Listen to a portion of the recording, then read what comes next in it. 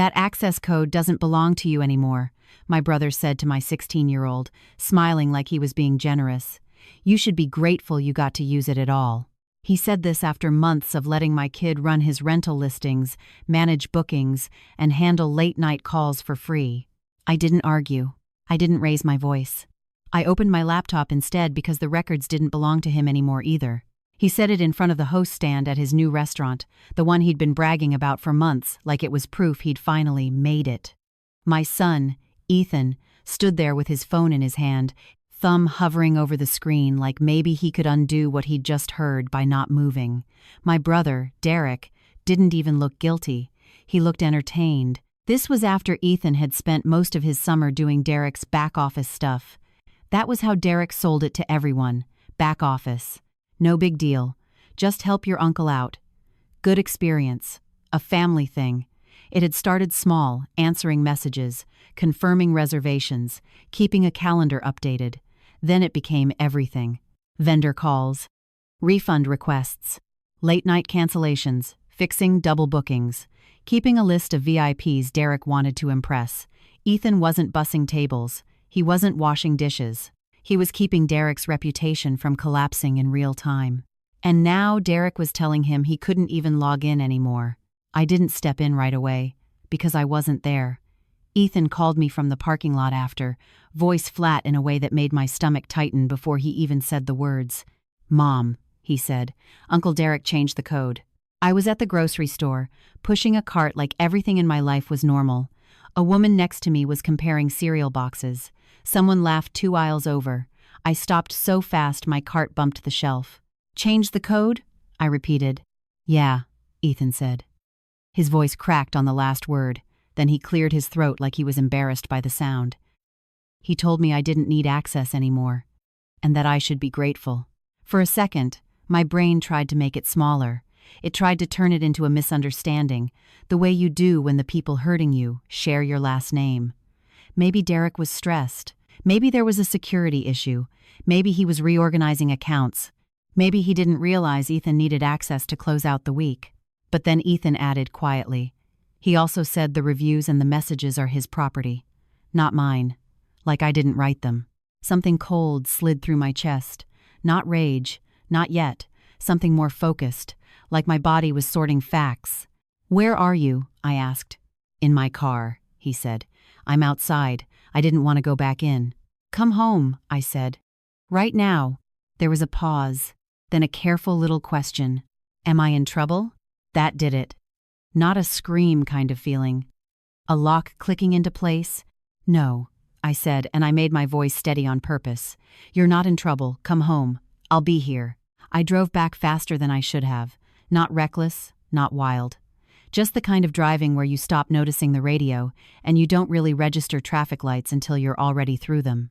My hands didn't shake. My head felt clear.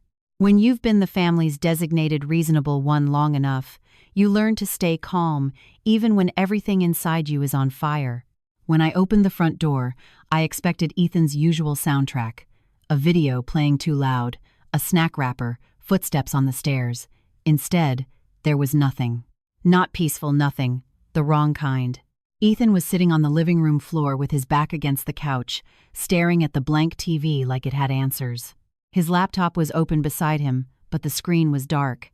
His phone was face down, like he couldn't stand to see it light up. He didn't look like a teenager who'd had a bad day. He looked like someone who'd been made to feel stupid. I set my keys down gently. "Hey," I said. He blinked and looked up like he'd forgotten I existed for a minute. "Hey." I sat on the floor a few feet away, not too close. Close enough that he'd know I wasn't going anywhere. "Tell me what happened," I said. He swallowed. "It's not..." He started, then stopped. His jaw tightened like he was trying to compress everything into something manageable. "It's stupid." "It's not stupid," I said. "If it made you feel like this, it's not stupid." He took a breath through his nose, controlled, like he'd learned that trick from watching me survive family conversations without falling apart. "He called me into the office," he said. "He said the restaurant's getting bigger, and he needs to tighten control over the accounts." "Which accounts?" I asked, even though I already knew. "The reservation platform, the email, the review response dashboard," Ethan said, voice dull. All the stuff I've been doing. I waited. Silence is useful. People fill it with truth. He said the new manager is going to take over, Ethan continued. So I said, okay, but I still need access for the listings because I'm the one who's been handling Derek's rental properties too. The short-term rentals, the guest messages, the cleaning schedule, the lock codes. My chest tightened. Derek didn't just own the restaurant. He'd also bought 2 rental properties recently, and he talked about them like they were trophies, passive income, generational wealth, the same phrases he repeated at every family gathering, while my mother nodded like he was giving a TED Talk. And then he smiled, Ethan said, and his voice changed on that word, like he was waiting for me to ask. What did he say? I asked. Ethan stared at the carpet. He said, that access code doesn't belong to you anymore. And when I said I needed it because the guests were checking in this weekend, he said, you should be grateful you got to use it at all. End quote. I felt my face stay neutral, but inside, something sharpened. Did he say why? I asked. Ethan gave a short, humorless laugh. He said, it's his business, his assets, his system, that I was just helping. And then he said I was getting too comfortable. I could picture it perfectly. Derek loved that phrase. Too comfortable. It was how he justified pulling the rug out from under people and calling it discipline. And then, Ethan added, quieter, he said, if I wanted to keep doing this kind of work, I should go get an internship somewhere, because he's not running a charity. I looked at my son, 16, still a kid in so many ways, but he'd been acting like an adult all summer because Derek kept raising the stakes and calling it opportunity. How many hours a week were you doing for him? I asked. Ethan hesitated, like he was bracing for me to say it was too much and that he should have known better. A lot, he admitted. At first it was like 10 hours. Then it turned into, whenever he needed it, I'd wake up and there would be 12 messages. I'd get texts during dinner. I'd be doing guest check-ins while I was supposed to be at practice. Practice, I repeated. He nodded. Coach got mad. I told him it was family stuff. Family stuff. The magic phrase that makes kids think they're supposed to sacrifice without asking what they're sacrificing for. Ethan, I said, and I made him look at me. Did your uncle ever pay you? He shook his head fast. No, he said he would. Like later. He said once the restaurant stabilized, he'd take care of me. And he kept saying it was good for my future. That I'd thank him someday. And now he cut you off? I said. Yeah, Ethan whispered, and he acted like I was lucky he let me do it at all. I sat there for a second, breathing slowly, not because I was trying to calm down, because I was trying to stay useful. Do you still have any of the messages? I asked. Ethan's eyes flicked to his phone, then away. Some, he said, but he mostly used his business email and the platform messages and the app. That's why I needed the code. Everything's in there. I nodded once. Okay. Ethan's eyes widened. Okay? Yes, I said. Okay means we're going to handle this. His voice dropped. He's going to say, I'm lying. No, I said, still calm. He's going to say you were helping. He's going to say you learned a lesson. He's going to say the access was never yours. And then he's going to act offended that you're upset. Ethan stared at me like he didn't like how accurately I could predict it. I stood up slowly. I'm going to ask you something, I said, and I need you to be honest. He nodded. Did you ever connect any of these accounts to your email? Even just as a backup?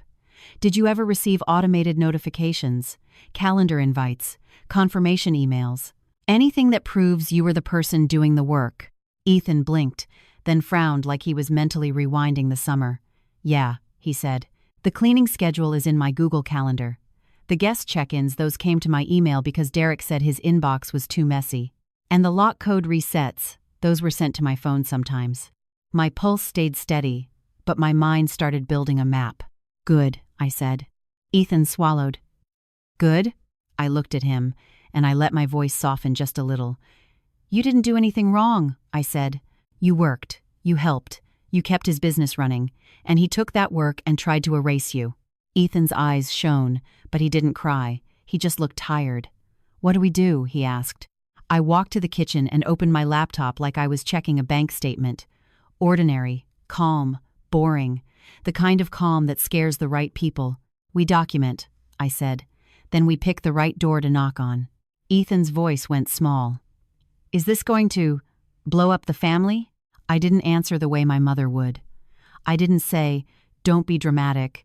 I didn't say, family is family. I didn't say, just let it go. I turned to my son and said the only thing that mattered. He already blew it up, I said. We're just going to stop letting him pretend he didn't. That night, the house settled into a quiet that felt heavier than usual. Ethan went upstairs without being asked, moving slower than normal, like every step required permission. I heard his door close, then reopen, then close again. The sound of a teenager trying to exist without being in the way. I stayed in the kitchen with my laptop open and my phone face up on the table, not scrolling, waiting. 10 minutes later, Ethan came back down with his charger, his notebook, and that look kids get when they don't know if they're allowed to take up space anymore. I can help, he said carefully. I know, I replied. Sit, just don't rush. He sat across from me, elbows on the table, watching my screen like it might accuse him of something. I logged into my email first, not because I expected to find anything there, but because starting small keeps you from jumping to conclusions. Then I asked him to forward me everything he could remember, calendar invites, automated messages, anything with timestamps. At first it felt thin. A handful of emails, some alerts, a few confirmations. But then patterns started to emerge. The kind of patterns people miss when they assume trust replaces documentation. There were cleaning schedules sent directly to Ethan's email, with Derek's name signed at the bottom like it was nothing.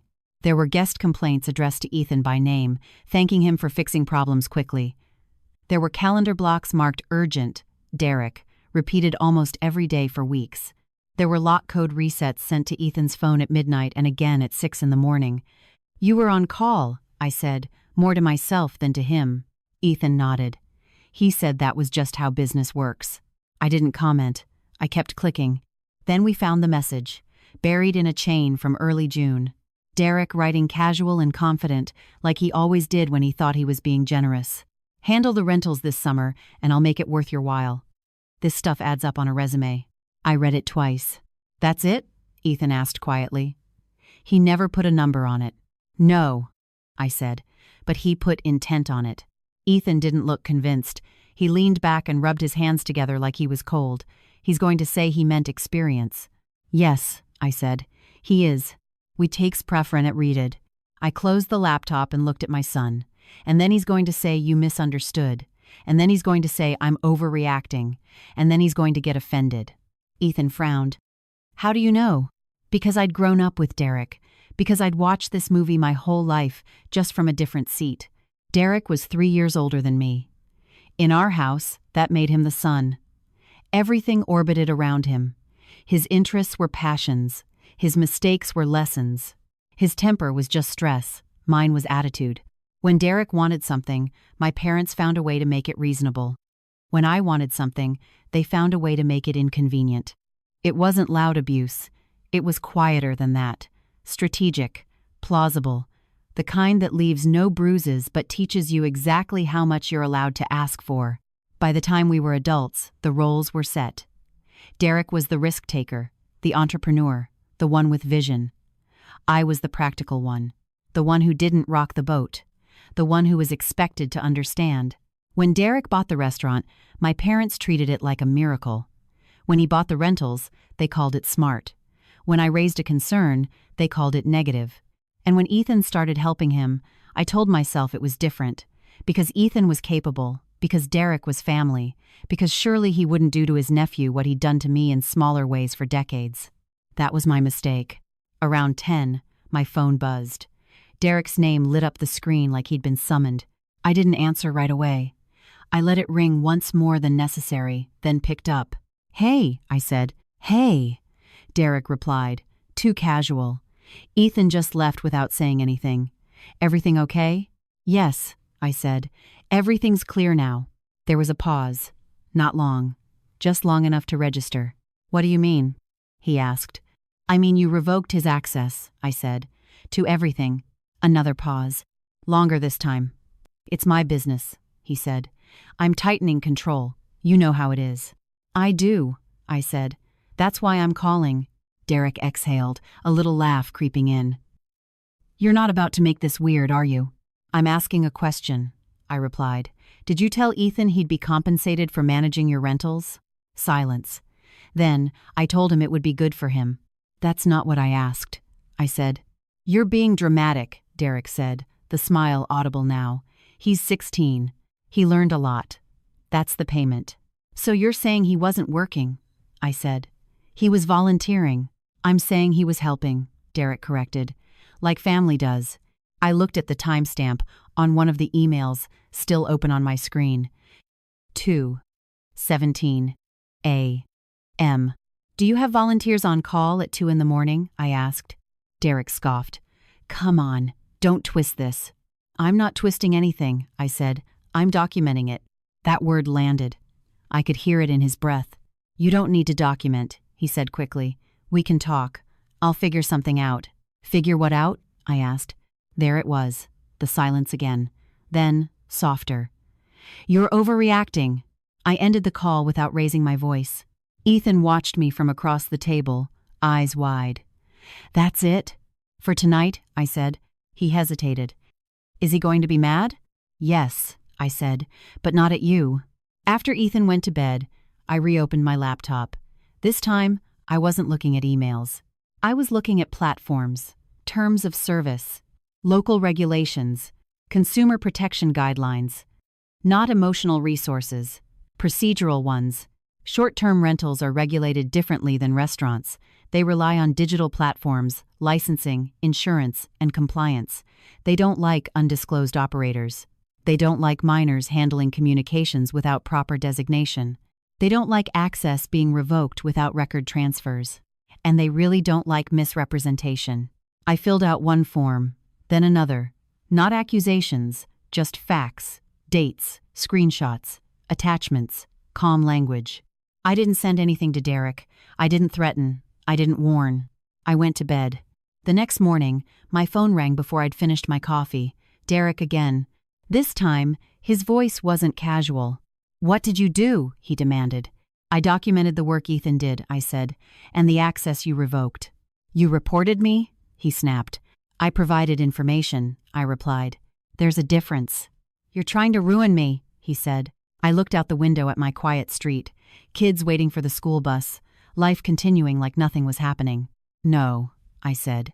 You did that when you decided Ethan's work didn't count. You can't do this to family, Derek said, anger bleeding into panic now. I didn't, I replied. You did it to a kid. I just noticed. He hung up on me.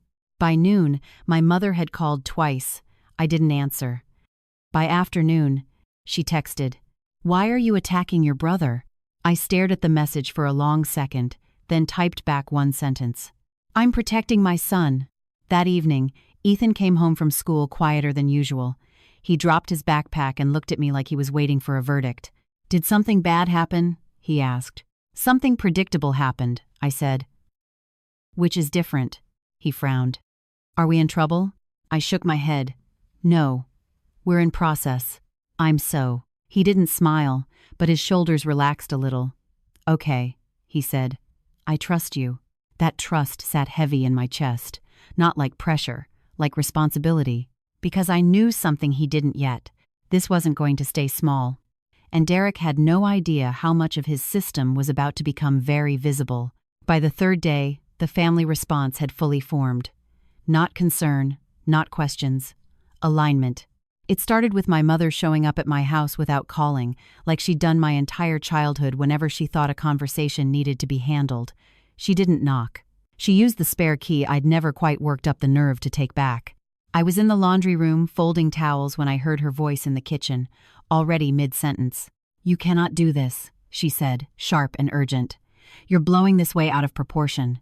I walked in slowly and closed the laundry room door behind me before answering. Good morning, Mom. She turned, arms crossed, lips pressed together in that way that meant she'd already decided who was wrong. Don't good morning me. Derek is beside himself. I nodded once. I'm sure he is. She stepped closer. He said you reported his rental accounts. Is that true? I provided documentation, I said. Same words, calm, repeatable. Her eyes flashed. That's his livelihood. And Ethan's summer, I replied. She waved a hand dismissively. Oh, please, Ethan got experience. That's invaluable. There it was. The same script, different decade. He worked, I said. On call, with responsibilities, with deadlines. He's a child, she snapped. You're acting like he was exploited. I looked at her carefully. He was. End quote. She laughed once, short and disbelieving. You're being dramatic. This is exactly why people don't involve family in business. Then Derek shouldn't have, I said. Her mouth tightened. You always do this. You take things too far. I leaned against the counter. No, I take them to their conclusion. She stared at me like she was seeing a stranger. You're putting Derek's properties at risk. I held her gaze. Derek did that when he handed his operations to a minor and then tried to erase him. She shook her head. You're going to regret this. I didn't answer. I didn't need to. She left 10 minutes later, offended and unresolved, which was usually enough to send me spiraling. But this time, it didn't. I felt steady, grounded. That afternoon, Ethan came home from school and hovered in the doorway like he was waiting for permission to exist again. Grandma texted me, he said carefully. What did she say? I asked. He handed me his phone. The message was polite on the surface. That made it worse. I hope you're okay. Your uncle worked very hard for what he has. Sometimes adults make tough decisions. You'll understand someday. I handed the phone back. You don't need to respond. Ethan hesitated. Did I mess things up? I looked at my son, really looked at him. The way his shoulders curled in on themselves when he thought he'd disappointed someone. The way he tried to shrink his needs to keep the peace. No, I said firmly. You told the truth. Other people don't like that. He nodded, but I could tell the words didn't quite land yet. They landed 2 days later. That's when the listing went dark. I noticed it because I still had the link saved. One of Derek's rental properties, his biggest one, was suddenly unavailable. No calendar, no booking button, just a generic message. This listing is under review. It's activate. My phone rang 30 seconds later. You did this, Derek said, breathless and angry. I didn't touch your listings, I replied. You reported me, he snapped. They froze my account. I gave them records, I said. They made their own decision. This is insane, he barked. Do you have any idea how much money I'm losing? I pictured Ethan answering guest messages at midnight. Yes, I said. I do. You need to fix this, Derek said. Now. There's nothing to fix, I replied. You can respond to their inquiry. They want contracts, he said, panic bleeding through now. They want proof of who was managing the accounts. I stayed silent. You told them Ethan did it, he accused. I told them the truth, I said. You're unbelievable, he said. You've always been jealous. I ended the call. That night, a message came through the platform's system, forwarded to my email because Ethan had been listed as the primary contact for months. It was polite, formal, thorough. They were requesting documentation, identity verification, clarification of access changes, confirmation of compliance with age and operator policies. They had noticed patterns, sudden access revocations, guest communications tied to a personal email, activity logs showing consistent management by the same user. They wanted answers. Ethan watched me read it, his face pale. Am I in trouble? No, I said. Your evidence. He swallowed. Is that bad? It's powerful, I replied. Over the next week, things escalated quietly. No shouting, no dramatic confrontations, just consequences moving through systems Derek didn't control. The restaurant wasn't involved. That surprised him. He kept trying to pull the conversation there, like he could reframe everything as unrelated. But the rentals were separate, different rules, different oversight. My parents called again. My father this time, voice calm but disappointed, like he was discussing a poor life choice. Why are you doing this? He asked. I'm not, I replied. This is happening. You're tearing the family apart, he said. I looked at Ethan across the room, doing homework at the table, glancing up every time my voice changed. No, I said. I'm showing him what protection looks like. He didn't respond to that. Then came the email that changed the tone. It wasn't from the platform. It was from someone named Laura. I used to manage Derek's properties before Ethan. I saw what happened. Can we talk? We met at a coffee shop 2 days later. Neutral ground, mid-morning, public. Laura looked tired in the way people do when they've been told they were lucky to be used. She didn't waste time. He did the same thing to me, she said. Promised growth, more responsibility, then locked me out and said I misunderstood. Did you get paid? I asked. She laughed without humor. Barely. She slid her phone across the table. Screenshots, messages, familiar phrases, same patterns. He likes plausible deniability, she said. And he counts on people not pushing back. I nodded. That's what he didn't count on this time. By the time I got home, my inbox had 3 more messages. Former cleaners, a co-host, someone who'd been asked to just help out, and then cut off. It wasn't about Ethan anymore. It never really had been. A week later, Derek showed up at my house again, this time alone. No smile, no charm. We need to talk, he said. I didn't invite him in. They're threatening penalties, he said. They want a compliance plan. They want explanations. You should give them one, I replied. You could make this stop, he said. I looked at him. My brother, the golden child, the man who'd never once apologized without trying to control the narrative. You could have paid him, I said. You could have acknowledged his work. You chose not to. He stared at me, something like fear creeping into his eyes. You're really going to do this? I already did, I said. He left without another word. That night, Ethan came into the kitchen while I was making tea. Mom? Yes? Is Uncle Derek mad at me? I turned and faced him fully. He's mad at himself, I said. He just doesn't know how to say it. Ethan nodded slowly. Okay. A month later, the decision came down. Derek's primary listing was suspended pending corrective action. He was required to formally designate operators, submit contracts, and pay back a portion of fees collected during the period of non-compliance. He lost his superhost status. That part mattered to him more than the money. Ethan watched me read the email, then asked quietly, "What happens now?" I closed the laptop. Now, I said, you learn that your work has value, and that when someone tries to take it, there are ways to stop them. He smiled then. Small, real. And somewhere across town, Derek was learning something new too. For a brief moment after the suspension notice, things went quiet. Too quiet. The kind of quiet that feels like a pause before someone decides which direction to swing.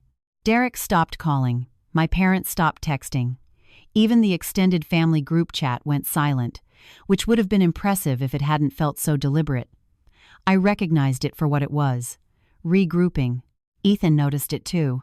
They're not saying anything, he said one night while we were doing dishes together. Is that good? It means they're thinking, I said. Thinking isn't always bad, but it's rarely comfortable. He nodded like he understood more than he wanted to. The silence broke the following Sunday afternoon.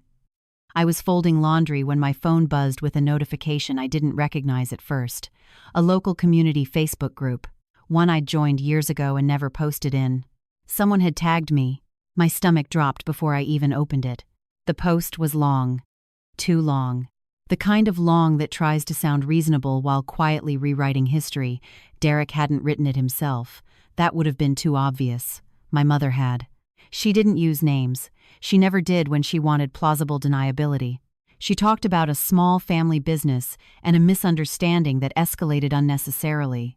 She talked about young people learning responsibility and the danger of outsiders interfering in family matters.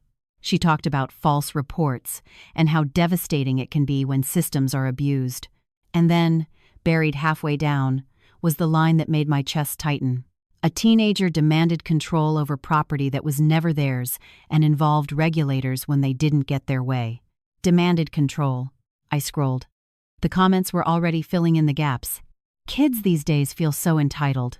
This is why you don't mix family and business. Parents need to teach gratitude. That's now is WUD.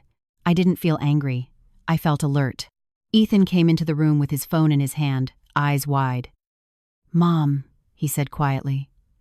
"People are talking about me." I took his phone and looked. Someone had sent him a screenshot with a message underneath. "Is this about you?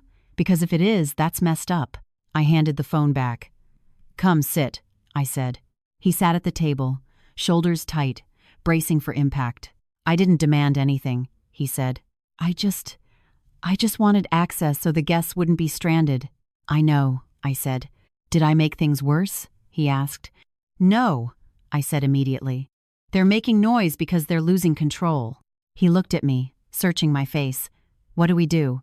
I thought about the post again, about the way it danced around facts without actually stating any, about how carefully it framed Ethan as a problem without naming him. We don't argue, I said. We clarify. It's gambling. I opened my laptop and pulled up the post. I didn't type right away. I never do. I read it like a document that needed editing. Then I wrote, I didn't insult anyone. I didn't accuse. I didn't explain motivations. I wrote a timeline, dates, tasks, hours, screenshots of messages assigning responsibility, logs showing consistent account activity, the platform notice, the suspension reason. At the end, one sentence. He is 16. He was doing assigned work. Access was revoked without transition. The platform reviewed the records and acted accordingly. Then I hit post. I didn't tag anyone. I didn't respond to comments. I closed the laptop and went back to folding laundry like this was just another chore. Within an hour, the tone shifted. People stopped speculating and started reading. A few deleted their comments. Someone asked a neutral question. Someone else wrote, That's not entitlement. That's work. Ethan watched from the doorway. You didn't even sound mad, he said. I wasn't, I replied. I was accurate. By evening, my mother had called 4 times. I didn't answer. The next day, Derek showed up again. He looked different this time. Not angry, not smug, tired. His confidence had cracks in it now, like he'd realized the rules weren't bending back the way they used to. We need to make this stop, he said as soon as I opened the door. I didn't move aside. You need to talk to the platform, I said. They're not listening, he snapped. They want documentation I don't have. That sounds like a problem, I replied. He rubbed his face. Mom says you're humiliating us. I didn't post her story, I said. He glared. You knew what would happen. Yes, I said. I did. He dropped his voice. I'll give him something. I raised an eyebrow. Something? Money, he said, like the word tasted bad. A few thousand, more than enough for a kid. I looked at him. You're negotiating after the fact. You want him paid, right? He pressed. I want the truth documented, I said, and I want you to stop framing this like generosity. He clenched his jaw. You always have to win. No, I said. I just don't fold anymore. He stared at me for a long second, then laughed, sharp and bitter. You think this makes you righteous? I think it makes me a parent, I said. He left without another offer. That evening, Ethan came downstairs holding his phone like it was something fragile. Someone messaged me, he said. Who? I asked. A guy named Marcus, he replied. He said he used to do maintenance for Uncle Derek's places. He asked if it was okay to talk to you. I felt that familiar click of clarity. Yes, I said. It's okay. Marcus emailed me the next morning. His message was short and careful. He didn't accuse. He didn't rant. I was paid late. Sometimes not at all. I was told to keep quiet if I wanted more work. I saw what happened with your son. It wasn't right. He attached invoices, messages, photos. By the end of the week, 3 more people had reached out. Derek's situation shifted from inconvenient to serious. The platform escalated. They requested interviews. They froze a second listing. They flagged discrepancies in reported management. Then came the letter. Formal, certified. The kind of envelope that makes people sit down before opening it. Derek was required to attend a compliance review. Failure to do so would result in permanent removal from the platform and referral to local authorities for further investigation. My parents showed up together that night. They didn't come in. They stood on the porch like visitors. You're destroying your brother, my father said. No, I replied. I'm watching him face consequences. My mother's voice shook. This has gone too far. I looked at her. Really looked. You taught us that actions matter, I said. I just believed you. She opened her mouth, then closed it. Ethan stepped up beside me, quiet but present. We didn't do anything wrong, he said. My parents stared at him like they were seeing him clearly for the first time. They left without another word. A month later, the final notice came. Derek's accounts were terminated. Permanently. He lost access. He lost status. He lost the income stream he'd been bragging about at every holiday. He also lost something else, though he'd never admit it. Control. Ethan watched me read the email, then exhaled like he'd been holding his breath for weeks. So, it's over? He asked. It's done, I said, which is different. He nodded, then smiled. Not big, not triumphant, just relieved. That night, he said something quietly that stuck with me. I don't feel stupid anymore. It's coming like an. That was when I knew it had been worth it. Everything else was just noise. After the termination notice, the world didn't end. That surprised me more than anything. No dramatic collapse, no screaming phone calls, no tearful apologies. Just a slow, awkward settling, like dust after a shelf finally falls. Derek didn't reach out again, not to argue, not to bargain, not even to blame. The absence felt intentional, like he'd decided silence was safer than saying the wrong thing on record. My parents stayed quiet too, except for one brief text from my father that read, "We're disappointed," and nothing else. I didn't respond. Ethan noticed the shift immediately. He slept better. He stopped flinching every time his phone buzzed. He started leaving his laptop open again, not angled away like he was afraid someone might look over his shoulder and accuse him of stealing something. One evening, about a week later, I found him at the kitchen table updating his resume. Not because I told him to. Not because he felt pressured. Just because he wanted to. "I'm adding the rentals," he said, glancing up at me like he was checking for permission. "You should," I said. He hesitated. "Is that okay?" I pulled out a chair and sat across from him. "You managed listings. You handled guest communications. You coordinated cleaning schedules and resolved issues. That's work. You don't erase it because someone else is uncomfortable." He nodded slowly and kept typing. A few days later, something unexpected happened. An email came through from a local property management company. The subject line read, "Recommendation." At first, I thought it was a mistake, but when I opened it, I recognized the name, Laura, the woman I'd met at the coffee shop, the one who'd been locked out and told she misunderstood. She'd shared Ethan's situation with her new employer, not as gossip, as context. They were looking for part-time administrative help, remote, structured hours, paid. "He doesn't have to respond," she'd written, "but if he wants, we'd like to talk." I showed the email to Ethan. He read it twice, then once more, slower. "They want to talk to me?" he asked. "Yes," I said, "and this time there will be a contract." The interview happened the following week. Ethan sat at the dining table with his headphones on, posture straight, notes lined up neatly beside him. I stayed in the other room, not listening, not hovering. When it ended, he walked into the living room with a look I hadn't seen in a while. "They treated me like a person," he said. A week later, he signed his first real agreement. Clear duties, clear hours, clear pay. Derek never congratulated him. But that wasn't the part that mattered. What mattered was what happened next. About 2 months after the accounts were terminated, a certified letter arrived at my parents' house. I know because my mother called me the moment she opened it. Her voice wasn't angry. It wasn't even sharp. It was shaken. "They're auditing the restaurant too," she said. I didn't respond right away. "They say there are discrepancies," she continued. "Payroll, scheduling, tip reporting."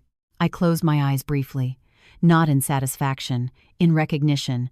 "This isn't your fault," she said quickly, like she needed to say it before I could accuse her. "I know," I replied. "It's Derek's." She went quiet. "They're saying it could get serious," she whispered. "I believe them," I said. She hung up shortly after. The audit took months. Slow, methodical. The kind of process that doesn't care about family dinners or reputations. It cares about numbers, records, and patterns. Derek tried to paint himself as unlucky, as targeted, as misunderstood. But systems don't respond to charm the way people do. The restaurant stayed open, but just barely. Vendors demanded upfront payment. Staff turnover increased. Reviews started mentioning management issues instead of food. Ethan saw the headlines when they popped up in local business news. He didn't ask about them. He didn't need to. One night, while we were making dinner, he said something quietly. "I used to think keeping the peace was the same as being good." I looked at him. "What do you think now?" "I think being good is harder," he said. "But it doesn't feel bad anymore. There was not 7 pesos. That was when I realized something important. This wasn't just about Derek, or my parents, or the rentals. It was about teaching my son that his instincts were right, that discomfort is often information, that calm doesn't mean passive, and that boundaries don't need permission. A few weeks later, my father asked to meet. Just him. Not my mother. Not Derek. We met at a diner halfway between our houses, neutral, familiar, uncomfortable. He looked older than I remembered, smaller. "You didn't have to take it that far," he said after we ordered. "I didn't take it anywhere," I replied. "I stopped carrying it." He frowned. "Your brother is struggling." I stirred my coffee. "He made choices. He's family," my father insisted. "So is Ethan," I said. That landed differently than it used to. My father looked down at the table. "I thought I was protecting him," he said quietly. "I thought I was keeping things together." I didn't argue. "You protected the loudest person in the room." He didn't deny it. We finished our meal in silence. 6 months after it all started, the audit concluded. The restaurant was fined. Derek was required to restructure operations and step back from management for a period of time. He blamed everyone but himself. Ethan didn't celebrate. He didn't gloat. He just kept moving forward. On the anniversary of his first day at the new job, he came home with a small envelope. Inside was his first bonus. "I earned this," he said, like he was still testing the sentence. "Yes," I replied. "You did." That night, as I watched him plan for college, I thought about the version of myself I used to be, the one who stayed quiet, the one who smoothed things over, the one who believed love meant endurance. I don't believe that anymore. Cutting them off didn't destroy our family. It showed my son what it looks like when someone chooses him without hesitation, and that was worth every uncomfortable conversation that followed. By the time summer rolled back around, the distance between us and my family felt permanent, not dramatic, not explosive, just settled, like a line drawn so long ago it had finally dried. Ethan noticed it most during holidays. Birthdays came and went without cards. Thanksgiving was quiet. Christmas was just the two of us and a small tree that leaned slightly to the left. I asked him once if he missed them. He thought about it. "I miss who I thought they were," he said, "not who they actually are." That answer stayed with me. Life moved forward in small, ordinary ways. Ethan balanced school and his new job. He learned how to invoice properly, how to say no to extra work without apologizing, how to ask questions before agreeing to anything. Skills that should have been taught gently, not under pressure. But here we were. Then, just when things felt truly done, the letter arrived. It wasn't from the platform. It wasn't from the restaurant. It was from a lawyer. Derek's lawyer. The envelope sat on my counter for a full hour before I opened it. Not because I was afraid, because I already knew what it would say. Defamation, interference, emotional distress. The usual collection of words meant to scare people back into silence. I read it once. Then again. Slowly. They were claiming my online statements had caused Derek irreparable harm, that I'd acted maliciously, that I'd encouraged others to come forward, that I should retract my comments and issue a public apology. I laughed, not out loud. Just that quiet exhale that comes when something confirms exactly who someone is. Ethan found me still holding the letter. "What's wrong?" "Nothing," I said. "Something predictable." I explained it to him in simple terms, not to burden him, to include him. "Are we in trouble?" he asked again, that familiar question. "No," I said. "We're protected." Because here was the part Derek didn't understand. I hadn't accused. I hadn't speculated. I hadn't embellished. I'd posted facts. I forwarded the letter to a local attorney recommended by a friend. She called me the next morning. "This is a bluff," she said plainly. "They're hoping you'll panic." "I'm not panicking," I replied. "I can tell," she said. "Do not respond directly. I'll handle it." She did. One formal response. Attached documentation, a polite refusal to retract anything factual. The lawyer never contacted us again. That silence felt different. Final. A month later, I ran into my mother at the grocery store. I hadn't seen her in almost a year. She looked startled, like she'd been hoping to avoid exactly this. She opened her mouth, then closed it, then tried again. He didn't mean for it to go this far, she said. I looked at her. Neither did Ethan. She flinched. We're still family, she said quietly. I nodded. Family doesn't mean access. She didn't argue. She just nodded back, eyes glossy, and walked away. That was the last conversation we had. The final twist came from somewhere I didn't expect. Ethan's new company asked him to help train a new hire, someone older, someone with experience. After the first day, Ethan came home thoughtful. Mom, he said, guess who applied for a job there? I raised an eyebrow. Who? He hesitated. Derek. I stared at him. Your uncle. Yeah, Ethan said. Same name, same resume. He didn't recognize me at first, or maybe he did and pretended not to. I felt something twist in my chest. Not triumph. Not anger. Something quieter. What happened? I asked. They didn't hire him, Ethan said. Compliance history. References. He paused. But he did recognize me at the end. And? I asked. He didn't say anything, Ethan said. He just nodded, like he finally understood. I let that settle. Sometimes justice isn't loud. Sometimes it's subtle. Sometimes it looks like a closed door and a quiet realization. Ethan didn't feel vindicated. He felt free. That night, he said something I'll never forget. I'm glad you didn't yell, he said. I'm glad you didn't make it a big fight. I smiled. Me too. Because the most important thing I taught my son wasn't how to win. It was how to walk away, knowing his worth had never been up for debate. After Derek's failed job application, something in the air shifted again. Not dramatically. No phone calls, no messages, just a quiet acknowledgement that the old dynamic was gone for good. Ethan didn't bring it up again, neither did I.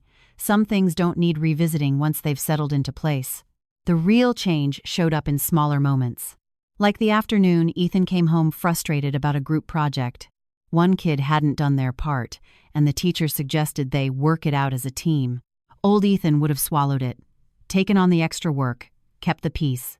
Instead, he said, I told her I'd do my part, but I'm not covering for someone else, and I emailed her so it's documented. I looked at him, surprised. How did that feel? He shrugged. Uncomfortable. But not wrong. That was progress. Around that same time, I got an email from someone else connected to Derek's restaurant. A former server. She didn't ask for help. She didn't ask for advice. She just said, thank you. Seeing someone stand up without screaming made it easier for me to leave, she wrote. I didn't reply. I didn't need to. The message was enough. The restaurant closed 3 months later. Not abruptly. Not with headlines. Just a quiet notice on the door and a listing that disappeared. Derek blamed the economy. My parents blamed stress. No one mentioned payroll violations or audits or management bans. Ethan saw the for lease sign one afternoon while we were driving past. He didn't comment. He just looked out the window a little longer than usual. Later that night, he said, I used to think adults always knew what they were doing. I smiled faintly. We pretend better. No, he said. Some of you do. That compliment meant more than any apology I'd never get. The following spring, Ethan got into his top choice college. Out of state. Far enough to feel like freedom. Close enough to come home if he needed to. When he opened the acceptance email, he didn't jump up or shout. He just sat very still, then let out a breath. I did this, he said. Yes, I replied. You did. As we planned for his move, we sorted through old files. Old school papers, old notes, old emails. He stopped when he found a folder labeled Rentals, Summer. I don't want to take this with me, he said. That's okay, I replied. He hesitated. Can we delete it? I nodded. Only if you want to. He thought for a moment, then shook his head. No, I don't want to erase it. I just don't want it to control me. We archived it instead, labeled, stored, not hidden, not erased. A few weeks before he left, my father sent one last message. I hope someday you'll understand we did our best. I stared at it for a long time before typing back. I do understand. That's why I chose differently. He never replied. The day Ethan moved into his dorm, I helped him make his bed and hang a few photos. He placed one on his desk. Just the two of us at the kitchen table, both of us tired, both of us calm. Keep that? I asked. He nodded. It reminds me I don't have to earn safety.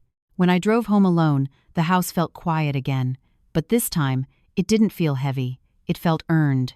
A month later, I ran into Derek one last time, not planned, not dramatic, at a gas station off the highway.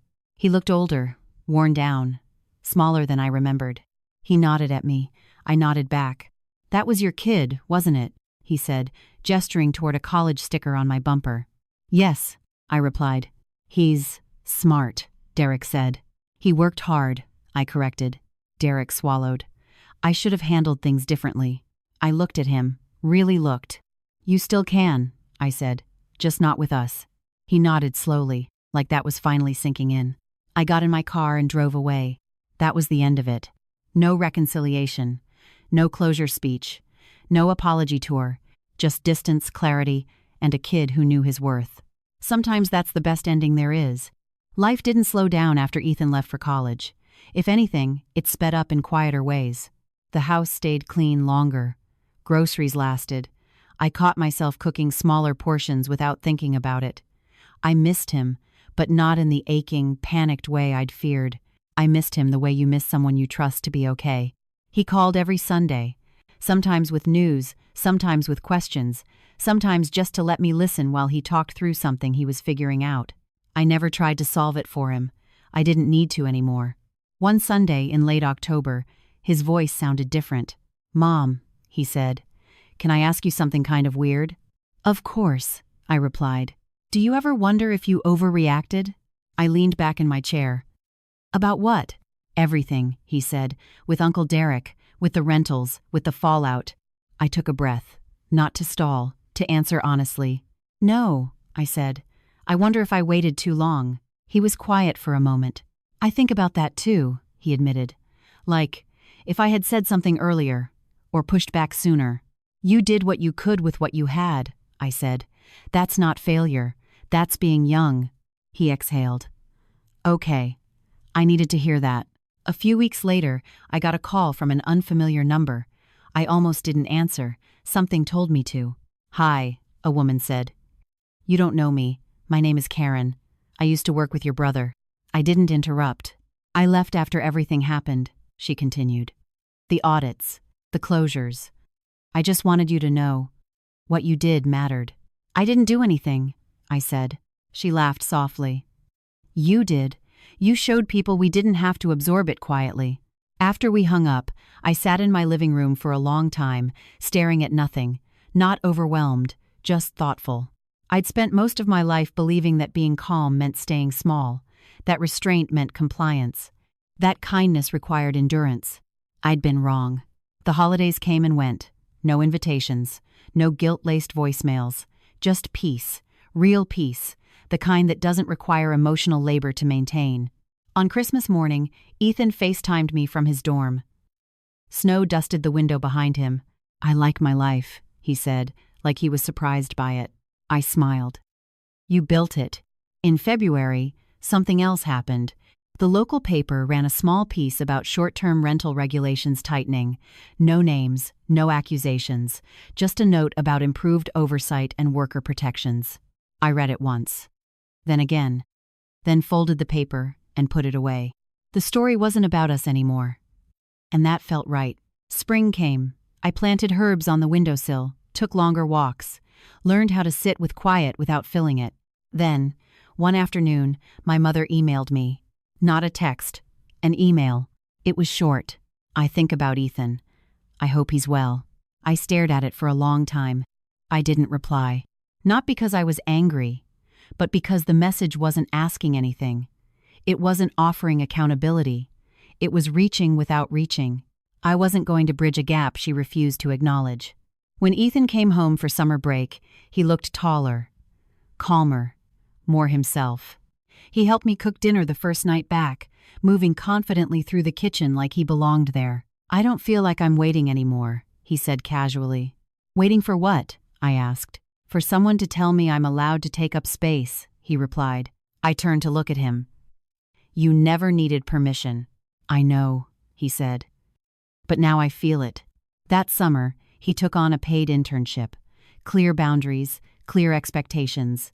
He negotiated his hours, asked about overtime, declined unpaid extras without apology. One night, while we sat on the porch watching the sun drop, he said something that caught me off guard. "If you had yelled," he said, "I think I would have learned the wrong lesson." "What lesson?" I asked. "That power is about volume," he said, "but you showed me it's about consistency." I didn't respond. I just nodded. Because he was right. The real revenge wasn't what happened to Derek. It wasn't the audits or the closures or the failed applications. It was that my son learned to trust himself. That he learned exploitation doesn't become acceptable just because it's quiet. That he learned calm doesn't mean weak. And that he learned family isn't defined by who shares your blood but by who refuses to make you smaller. That was the ending I wanted. Everything else was just consequence. By the time fall came again, the story had stopped feeling like something that happened to us and started feeling like something we had already passed through. Not forgotten, just integrated. Ethan returned to campus with an ease that surprised me. He didn't drag his feet. He didn't linger in the doorway. He hugged me, checked his list twice, and left like someone who trusted the world enough to step back into it. I watched his car disappear down the street and felt that familiar ache, but it was different now. It wasn't worry, it was pride. A few weeks later, he called me late one night. "Mom," he said, "I think I messed up." I sat up immediately. "What happened?" "I took on an extra project," he said. "They said it would be quick, but it's not, and they're starting to assume I'll just handle it." I waited. Didn't jump in. "I already said yes," he added. "So now I feel like I can't back out." End quote. I thought about the version of him from a year ago. The one who would have swallowed it and blamed himself. "What do you want to do?" I asked. "I want to tell them I need clearer boundaries," he said slowly, "but I'm scared they'll think I'm difficult." I smiled into the darkness. "Being difficult to people who benefit from your silence isn't a flaw." He laughed softly. "You always say things like that." "I mean them," I replied. The next day, he sent an email. Polite. Clear. Professional. They adjusted the workload. When he called to tell me, his voice sounded lighter. "It worked," he said, like he was surprised. "It usually does," I replied. "When you're calm and specific." That was the pattern now. Small moments. Quiet wins. The kind no one claps for, but that add up. Around that same time, I ran into someone else from my past. An old neighbor. She recognized me at the post office. "You're Derek's sister, right?" she asked. "Yes," I said, neutral. She hesitated. "I heard about what happened. With the rentals." I didn't respond. "My niece worked for him," she continued. "She quit after everything came out. She's doing better now." "Good," I said. She nodded, then added, "You did the right thing." I thanked her and left. The validation wasn't necessary anymore, but it didn't sting the way it used to either. The following winter, Ethan came home for a long break. He brought friends. Laughter filled the house again, but it wasn't fragile. It didn't feel like something that could shatter if someone raised their voice. One evening, after his friends had gone out, he sat at the table with me. "I've been thinking about Uncle Derek," he said. I didn't tense. That surprised me. "I don't miss him," he continued. "But I think about how easy it would have been to believe him." "That's how those systems work," I said. "They rely on you doubting yourself." He nodded. "I'm glad I didn't." "So am I." He hesitated. "Do you ever feel bad?" "For what?" I asked. "For not fixing it," he said. "For not trying to make it all okay." I thought about that. About the years I'd spent smoothing things over. Making excuses, carrying responsibility that wasn't mine. "No," I said. "I feel relieved." He smiled. "Me too." Spring brought another unexpected message, this time from a local community college. They were hosting a workshop on workplace boundaries for young professionals. Someone had suggested Ethan as a panelist. He stared at the email in disbelief. "They want me to talk?" "They want you to share your experience," I said. "Only if you want to." He thought about it for days, then agreed. I sat in the back of the room the night of the event, unnoticed. Ethan spoke calmly, clearly. He didn't name names. He didn't dramatize. He just explained what it felt like to realize your work mattered and what it took to protect that belief. Afterward, a line formed. Students, parents, quiet thank yous. One woman approached me last. "That's your son," she said. "You did something right." I smiled. He did. On the drive home, Ethan was quiet. "Are you okay?" I asked. "Yeah," he said. "I just realized something." "What?" "I'm not angry anymore," he said.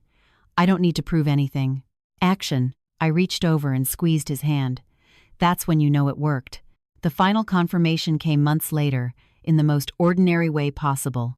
I received a holiday card from a distant relative. Inside, a short note.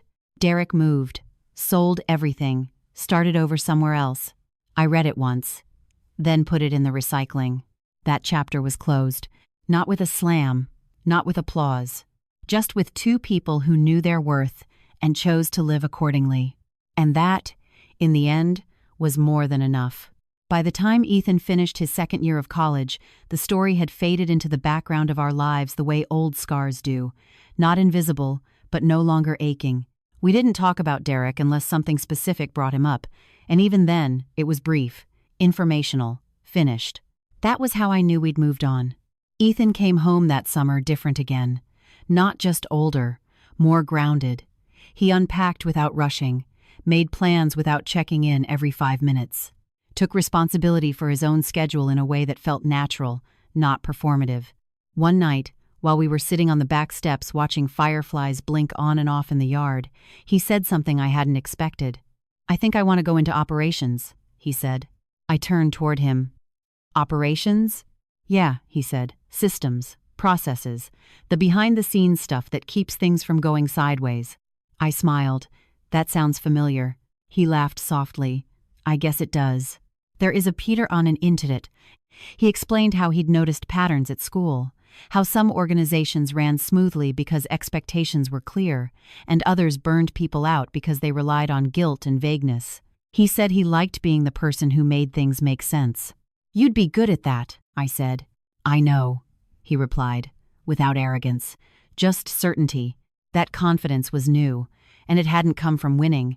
It had come from surviving something honestly. Later that week, I got a call from my father. It had been over a year since we'd spoken. I didn't answer right away. I let it ring until it stopped, then listened to the voicemail. "I don't know how to say this," he said, voice low and tired. "But your mother isn't well. Stress, blood pressure. She keeps asking about you." I didn't call back immediately, not out of spite, out of caution. Ethan noticed me replaying the message later that night. "You don't have to," he said. "I know," I replied. "What do you want to do?" he asked. That question mattered. It meant he understood the difference now. "I want to be careful," I said. I called my father the next day. We spoke for 10 minutes. Neutral, controlled, no rehashing, no apologies, just facts. He told me Derek had moved states again, that he wasn't involved, that this wasn't about him. "I'm not asking you to fix anything," my father said. "I just thought you should know." "I do know," I replied, "and I hope she's okay." When I hung up, I didn't feel pulled back in. I felt informed. There was a difference. A few days later, my mother emailed me again. Short, careful. "I miss you. I miss Ethan." I stared at the screen for a long time. Then I typed back one sentence. "I hope you're taking care of yourself. Nothing more, nothing less."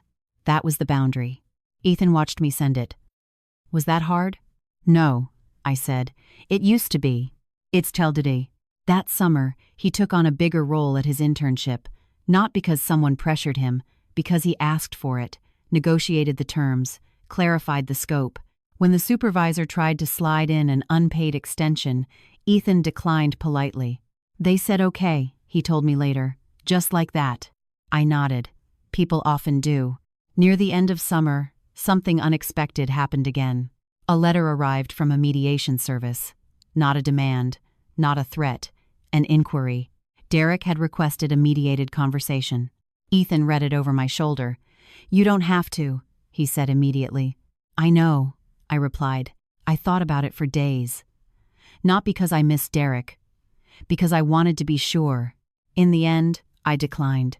I wrote one sentence. "There is nothing further to discuss." That was enough. The mediation service didn't follow up. A month later, Ethan left for his junior year. This time, the goodbye felt easy, clean. As I drove home alone, I realized something else had changed. I no longer felt the need to explain my choices to anyone. Not family, not strangers, not even myself.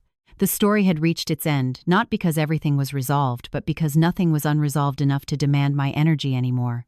That night, Ethan texted me from his dorm. "Thanks for teaching me how to stay calm." I stared at the message and smiled. I hadn't taught him calm. I'd taught him that calm is a choice, not a surrender.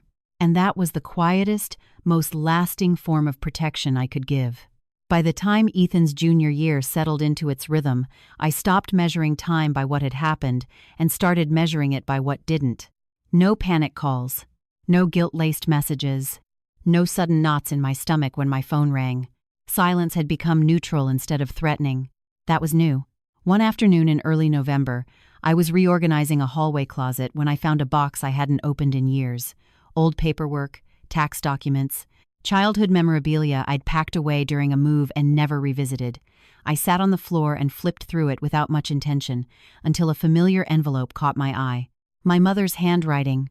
Inside were copies of documents I remembered signing years ago without reading closely. Power of attorney forms, emergency contacts, just-in-case paperwork, she'd called it. I'd trusted her then. Trusted that family didn't hide clauses in plain sight. I read more carefully this time. It didn't take long to understand. I wasn't listed anymore. Not as emergency contact. Not as decision-maker. Not as anything. Ethan wasn't either. Everything funneled through Derek. I felt something flicker through me. Not shock. Recognition. This hadn't started with the rentals. It hadn't even started with Ethan. It had been building quietly for decades, in paperwork and assumptions, and the way some people decide who matters without ever saying it out loud. I put the documents back in the box and closed it gently. That night, Ethan called. "Mom," he said, "can I run something by you?" "Always." "I got offered a leadership role in one of my student organizations," he said. "It's a lot of responsibility, and I'm trying to figure out if it's worth it." "What are you worried about?" I asked. "That I'll be taken advantage of," he said honestly. "That I'll be expected to absorb everything." "And what would you do if that happens?" I asked. There was a pause. Then, "I'd step back. Or renegotiate. Or leave." I smiled. "Sounds like you already know the answer." He laughed quietly. "Yeah, I think I do." That was when I realized something else. This story wasn't about cutting people off. It was about choosing where to stay. A few weeks later, I received another email from my father. Short, informational. "Your mother had a procedure. She's stable." I responded with a brief acknowledgement. No questions, no offers. Just clarity. I wasn't cold. I was consistent. Ethan asked about it when he came home for winter break. "Are you sad?" he asked. I thought about it. "I'm realistic," I said. He nodded. He understood the difference. That break, we went through old photos together, laughing at bad haircuts, remembering vacations that had nothing to do with anyone else's expectations. At one point, Ethan said something quietly. "I don't think I ever saw you choose yourself before all this." I'm describe. I didn't get defensive. I didn't know how, I admitted. He looked at me. "You do now." "Yes," I said. "I do." The new year arrived without ceremony, no resolutions, just forward motion. In January, Ethan called with unexpected news. "I got a paid summer position," he said. "Operations again. Bigger scope. They asked me what boundaries I need." I closed my eyes briefly, smiling. "What did you say?" "That I don't work unpaid hours. That expectations need to be written. That communication goes through official channels." "And?" I asked. They said that was reasonable. "Because it is," I replied. The call ended, and I sat alone in my quiet house, thinking about the version of my son who once sat on the living room floor staring at a blank TV, convinced he'd done something wrong by expecting fairness. That kid was gone. In February, I ran into a cousin at a coffee shop, one I hadn't seen since everything imploded. She looked awkward but sincere. "I just wanted to say," she began. "I didn't understand at the time, but I do now." I nodded. "Okay." She hesitated. "Derek doesn't talk about it. But people know." "I'm sure they do," I said. She smiled faintly. "Your son seems strong." "He is," I replied. When she left, I felt no urge to explain or justify. That was new too. In March, another letter arrived from the mediation service, a final notice stating the request had been closed due to non-response. Administrative. Done. I filed it away without emotion. That same week, Ethan sent me a photo. A screenshot of a spreadsheet he'd built for his team. "They're using this across departments now," he wrote. I stared at the screen longer than necessary. The skills Derek had tried to erase had grown roots elsewhere. That was the real consequence. One night, while I was cleaning the kitchen, I caught my reflection in the dark window. Older than before, calmer, straighter somehow. I realized I wasn't waiting for anything anymore. Not an apology, not understanding, not reconciliation, just continuation. Ethan called the next morning. "I'm thinking about grad school," he said casually. I laughed. "Slow down." "I know," he said. "I just like having options." "That's a good problem to have." After we hung up, I sat at the table with my coffee and thought about how easily this could have gone another way. How close I'd come to teaching him that peace was something you purchased with silence. Instead, he'd learned something else. That you don't have to raise your voice to draw a line. That you don't have to be cruel to be firm. That you don't have to stay where you're diminished just because someone calls it family. That was the lesson. And by then, I knew we were ready for the ending. By the time the story reached its natural end, nothing dramatic announced it. There was no final confrontation. No courtroom victory. No tearful apology that tied everything up neatly. Just a morning that felt normal. I was standing in the kitchen, coffee cooling on the counter, when my phone buzzed with a text from Ethan. "Got the offer." I smiled before I even asked which one. "Operations internship. Paid, clear contract. They sent everything in writing." I typed back, "Proud of you. Ismatically." 3 dots appeared, disappeared, then came back. "Thanks for not fixing things for me," he wrote. I stared at the screen for a moment longer than necessary. "You fixed them yourself," I replied. That was the ending. Not because everything was perfect, but because nothing was unresolved in the way that matters. Ethan came home that summer with a confidence that didn't need validation. He moved through the house like someone who belonged everywhere he stood. He talked about work like a professional, not a kid trying to prove he deserved a seat at the table. One evening, while we were cooking dinner together, he said something offhand that stopped me cold. "I don't feel afraid of disappointing people anymore." I looked at him. "That's a big change." He nodded. "I realized that the people who get angry when you set boundaries were never proud of you to begin with." I laughed softly. "That's accurate. Antegrade. When read. Antegrade." Later that night, after he went out to meet friends, I sat alone on the porch and let myself think about everything that had happened. Not with bitterness, with clarity. Derek never apologized. My parents never admitted fault. There was no redemption arc waiting in the wings. And somehow, that was fine. Because the story had never been about changing them. It had been about refusing to let their behavior shape my child. I thought about the version of myself from years ago. The one who would have smoothed things over, made excuses, told Ethan to be patient, to be grateful, to not rock the boat. That version of me believed peace meant endurance. I know better now. Peace means safety. Peace means clarity. Peace means knowing you won't be punished for telling the truth. A few weeks before Ethan left again for school, my father sent one final message. "Your mother asks about you." I read it once. Then again. I didn't respond. Not out of anger. Out of alignment. If she wanted to know how I was, she knew how to ask. On Ethan's last night home, we sat at the kitchen table long after the dishes were done. The house was quiet in the way it gets when you're about to change chapters again. "Do you think they'll ever get it?" he asked suddenly. I considered the question. "Maybe," I said, "but that doesn't need to be your problem." He nodded. "I don't want to carry that anymore." "You don't have to," I replied. He smiled, relieved. "Good." The next morning, as I watched him load his car, I felt that familiar tightening in my chest. Not fear, not grief, just love. As he hugged me goodbye, he said something quietly into my shoulder. "Thanks for choosing me." I pulled back and looked at him. There was never another option. He drove away, and the house returned to its quiet rhythm. But this time, the quiet felt earned. I went inside, rinsed my mug, and opened the window to let the morning air in. The story was over. Not because the people who hurt us were punished enough. Not because the world became fair overnight, but because my son learned his worth without losing his softness. Because he learned that calm doesn't mean compliant. That family doesn't mean entitlement. That justice doesn't always arrive loudly, but it does arrive when you refuse to abandon yourself. So tell me, did I go too far? Or did I finally go far enough?